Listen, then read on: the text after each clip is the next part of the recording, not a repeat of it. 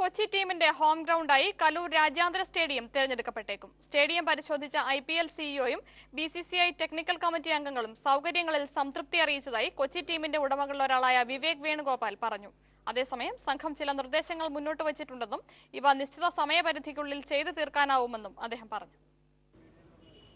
IPL CEO സുന്ദരരാമന്റെ നേതൃത്വത്തിലുള്ള സംഘമാണ് കലൂർ രാജ്യാന്തര സ്റ്റേഡിയത്തിൽ പരിശോധന നടത്തിയത്. കൊച്ചി IPL ടീം ഉടമകളും ഒപ്പമുണ്ടായിരുന്നു.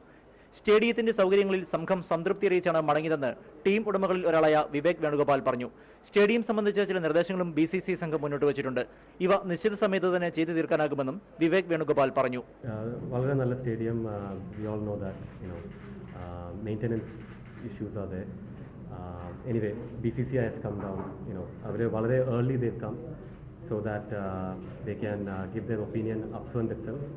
And the improvements went in Ayman Parliament. So, KCA and DCBA have been very proactive, and they've been already ahead of the curve. Flood light സംവിധാനം, രാത്രി മത്സരങ്ങൾക്കുള്ള സൗകര്യം, കളിക്കാരുടെ താമസ സൗകര്യം, സുരക്ഷാ സൗകര്യം തുടങ്ങിയവയാണ് സംഘം പരിശോധിച്ചത്. ഡ്രസ്സിംഗ് റൂം, പ്രസ് ബോക്സ് തുടങ്ങിയവ സംബന്ധിച്ചാണ് നിർദ്ദേശങ്ങൾ നൽകിയിട്ടുള്ളത്. പരിശോധനാ റിപ്പോർട്ട് IPL കമ്മിറ്റിക്ക് നൽകും.